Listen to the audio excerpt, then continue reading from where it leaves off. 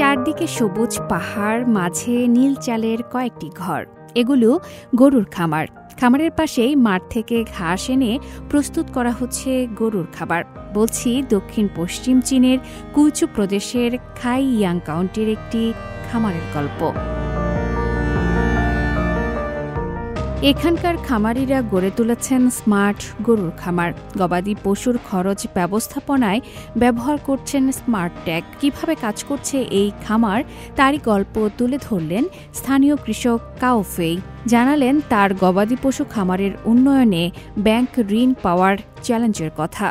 আমার পিছনে ঘরটি আমার খামার। এর আয়তন 17,500 বর্গমিটার।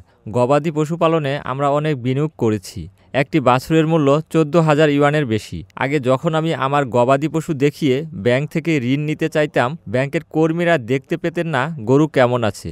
ব্যাংক থেকে ঋণ নিতে হলে প্রতিবন্ধকতা অনেক বেশি ছিল।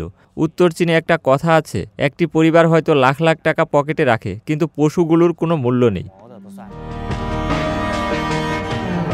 কাওফেইকে এখন আর সেই প্রতিবন্ধকতার মধ্য দিয়ে যেতে হয় না, কেননা একটি পর্যবেক্ষণ ব্যবস্থা স্থাপনের মাধ্যমে কৃষকদের প্রতিটি গরুর ট্র্যাক করা যায়। গরুর কানে লাগানো বৈদ্যুতিক ট্যাগ প্রতিদিন গরুর চলাফেরা এবং শরীরের তাপমাত্রা সংগ্রহ করে। এই সিস্টেমটির মাধ্যমে ট্যাগ নম্বরে প্রবেশ করেই খুব সহজেই জানা যায় গরু সম্পর্কিত তথ্য। এই খামারের পর্যবেক্ষণ প্ল্যাটফর্মে কাজ করেন তোংছাই টেক কোম্পানির সিইও লিউ তুং ইয়ান। এই ডেটা চালিত পদ্ধতি একটি গেম চেঞ্জার বলে উল্লেখ করেন তিনি। কুইয়াং বিগ ডেটা এক্সচেঞ্জ এই ডেটা প্রবাহের মধ্যে একটি গুরুত্বপূর্ণ ভূমিকা পালন করছে। এক্সচেঞ্জের মার্কেটিং পরিচালক লিউ চুন হুইচি অর্থ ব্যবস্থাপনা খাতে কাজ করছেন। ইন্টারনেট অফ থিংস আইওটি প্ল্যাটফর্মের মাধ্যমে খামারিদের তথ্য ব্যাংকগুলোতে পাঠানো, ঋণ প্রক্রিয়া সহজ করা এবং আর্থিক কার্যক্রমের দক্ষতা বাড়ানোর কাজ করেন তিনি।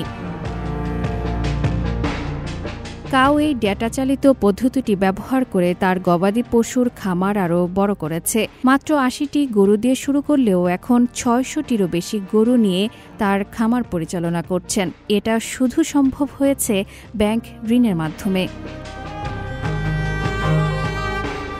এই স্মার্ট পদ্ধতি ব্যবহার করে শুধু কাওফেই নয়, গ্রামের অনেক কৃষকই তাদের ভাগ্য বদলিয়েছে আর অবদান রাখছেন দেশটির কৃষিতে। আফরিন মিম, সিএমজি বাংলা।